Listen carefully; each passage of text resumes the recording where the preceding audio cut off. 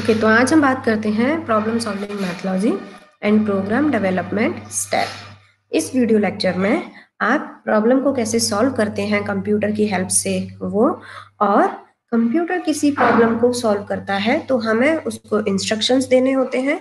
उन इंस्ट्रक्शंस को हम प्रोग्राम कहते हैं, और उस प्रोग्राम को हम कैसे डेवलप करते हैं, उसके क्या स्टेप्स हैं, वो सभी हम इस वीडियो लेक्चर में समझने की कोशिश करेंगे। आप जानते हैं कि कंप्यूटर सभी फील्डों में आजकल उपयोग में आ रहा है। आप हेल्थ केयर में भी कंप्यूटर को यूज़ करते हैं, एजुकेशन सेक्टर में भी आप कंप्यूटर को यूज़ करते हैं, आप कमर्शियल फील्ड में भी कंप्यूटर को यूज़ करते हैं।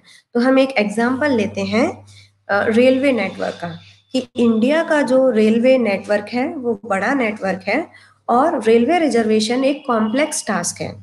जब आप रिजर्वेशन करते हो तो रिजर्वेशन के साथ आपको ट्रेन की सारी डिटेल भी चाहिए होती हैं, जैसे ट्रेन का types of birth and compartment in each train, और ट्रेन का शेड्यूल क्या है। तो साइमल्टेनियसली जब हम बुकिंग कर रहे होते हैं टिकट्स की, तो आपने देखा होगा कि एक सिंगल यूजर नहीं बल्कि मल्टीपल यूजर्स साइमल्टेनियसली ट्रेन की टिकट को बुक कर रहे होते हैं। और हो सकता है कुछ यूजर्स उसमें से इंक्वायरी कर रहे हों ट्रेन की।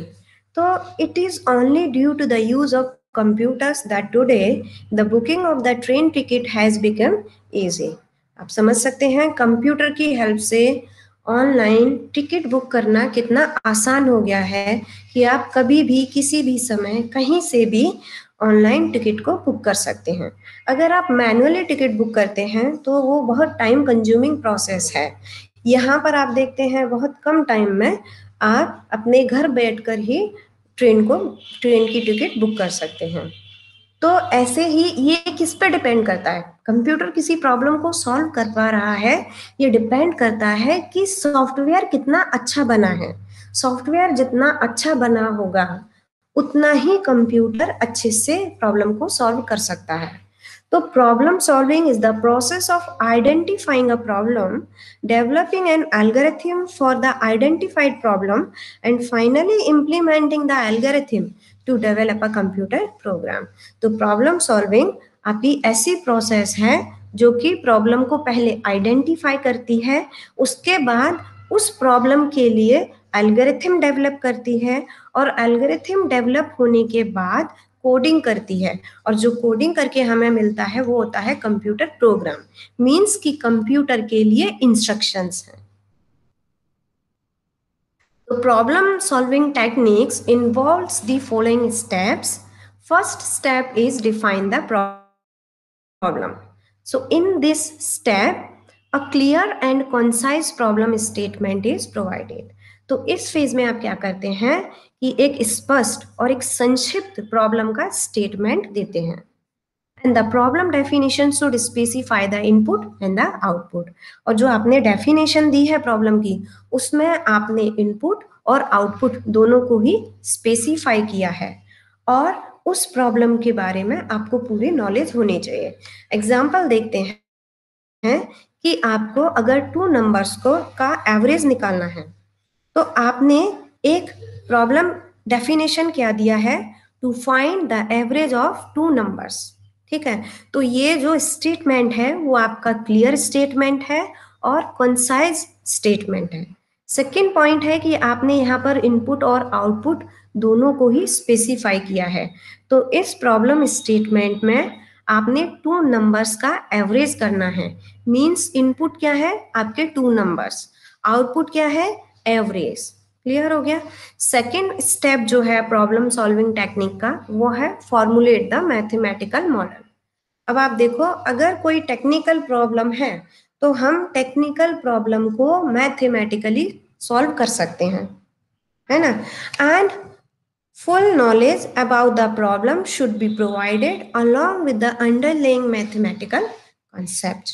तो यहाँ पर जब आप टू नंबर्स का एवरेज फाइंड कर रहे हो तो आप इसका एक मैथमेटिकल फॉर्मूला निकालेंगे, और मैथमेटिकल फॉर्मूला ये होता है कि आप उन टू नंबर्स को ऐड करते हो और फिर उन दोनों नंबर को आप टू से डिवाइड करते हो। तो ये आपका हो गया एक मैथमेटिकल फॉर्मूला।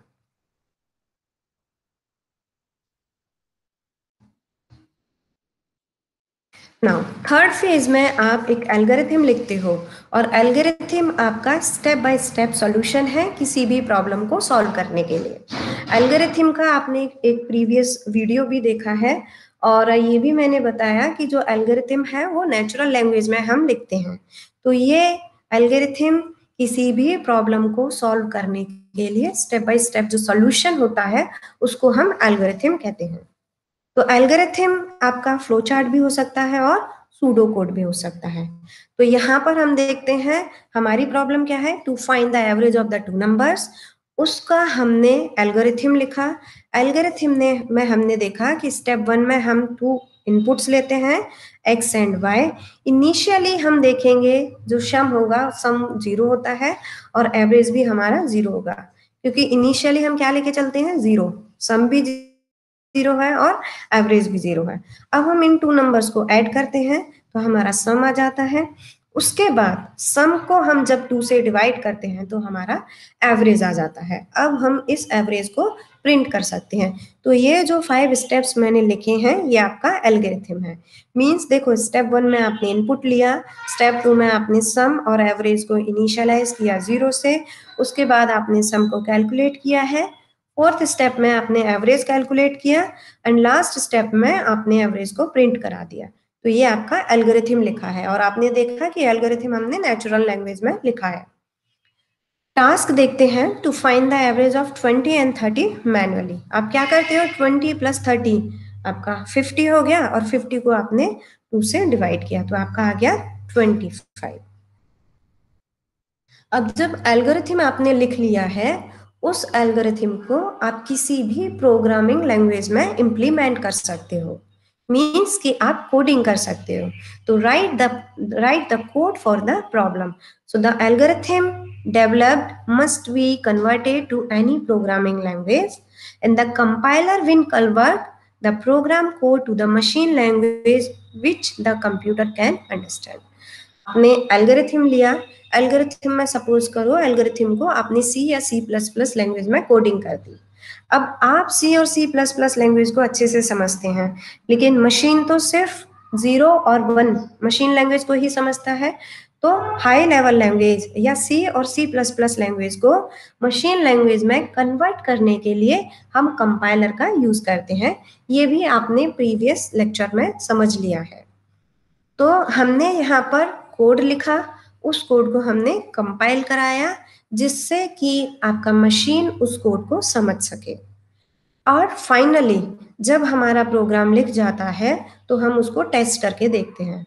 तो testing involves checking errors both syntactically and semantically. Means कि हमने जो सेंटेंस लिखे हैं कोडिंग करके उनमें कहीं कोई एरर तो नहीं है। तो सिंटैक्टिकली और सिमेंटिकली दोनों ही टाइप की हमारी टेस्टिंग होती है। और जो एरर होती हैं उनको हम बग्स कहते हैं। जब कंपाइलर को कोई एरर मिलती है तो वहीं वो कंपाइलिंग करना, कोड को कंपाइल करना बंद कर देता है। And check the program by providing a set of data for the testing. अब हम क्या करते हैं कि जो हमने प्रोग्राम लिखा है उस प्रोग्राम में इनपुट देते हैं। इनपुट के अकॉर्डिंग देखते हैं कि हमारा program according to the algorithm work कर रहा है या नहीं कर रहा है। मीन्स कि हमें डिजायर्ड आउटपुट मिल पा रहा है या नहीं मिल पा रहा है। अब बात करते हैं प्रोग्राम डेवलपमेंट साइकिल। अभी आपने देखा प्रॉब्लम सॉल्विंग मैथोलॉजी, यहाँ पर हम प्रोग्राम की बात करते हैं और प्रोग्राम आपके सेट ऑफ इंस्ट्रक्शंस होते हैं जो कि हम कंप्यूटर को देते हैं जिससे कि कंप्यूटर किसी टास्क को कंप्लीट कर सके। So when we want to develop a program using any programming language, we follow a sequence of steps, and these steps are called phases in program development. And the program development life cycle is a set of steps or phases that are used to develop a program in any programming language. So there are generally 6 phases to develop a program. The first phase is problem definition, second is problem analysis, third is algorithm development, and then आप coding करते हैं, documentation करेंगे, उसके बाद testing and debugging, and last one is maintenance. तो ये आपके 6 phases हैं प्रोग्राम डेवलपमेंट के। तो फर्स्ट जो फेज है उसमें आप प्रॉब्लम की डेफिनेशन लेते हैं, ठीक है। तो प्रॉब्लम डेफिनेशन में आपको मैंने बताया कि आपकी प्रॉब्लम कैसी होनी चाहिए। प्रॉब्लम डेफिनेशन क्लियर होनी चाहिए और कंसाइज होनी चाहिए। अब यहाँ पर हम देखेंगे कि हमें क्या चीजें चाहिए, हमारी रिक्वायरमेंट भी क्या होंगी, तो ये भी हम प्रॉब्लम डेफिनेशन में ही देखेंगे। इसके अलावा हम देखेंगे what data will be provided, means किस इनपुट किस टाइप का लेंगे, और हमें क्या आउटपुट मिलेगा प्रोसेसिंग होने के बाद। तो ये आपका आता है प्रॉब्लम डेफिनेशन में। सेकेंड आपका है प्रॉब्लम की एनालिसिस। अब इस फेज में आप एनालिसिस करते हैं जिसमें आप वेरिएबल्स और फंक्शंस के बारे में देखते हैं। आपको कितने वेरिएबल्स लेने हैं, कितने फंक्शंस लेने हैं, ठीक है, ये आप प्रॉब्लम एनालिसिस फेज में डिटरमाइन करते हैं। वेरिएबल का मतलब होता है कि आप कैलकुलेशन के लिए मेमोरी जो एलोकेट करते हैं वो आपका आ जाता है प्रॉब्लम एनालिसिस फेज में। एंड किसी भी प्रॉब्लम को सॉल्व करने के लिए हम क्या वेरिएबल्स लेंगे, क्या फंक्शंस लेंगे, ये हमारा प्रॉब्लम एनालिसिस फेज में आता है। जब हम एनालिसिस कर लेते हैं उसके बाद हम सॉल्यूशंस देखते हैं।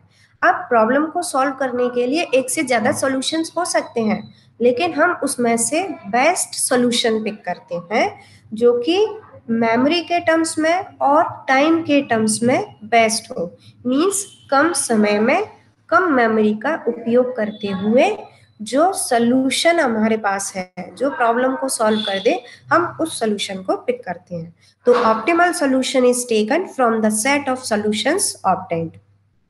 Now third phase is algorithm development. अब आप इस फेज में एल्गोरिथम लिखते हो और it should be clear and simple statement that breaks down the solution into small modules and each of module which perform a single task.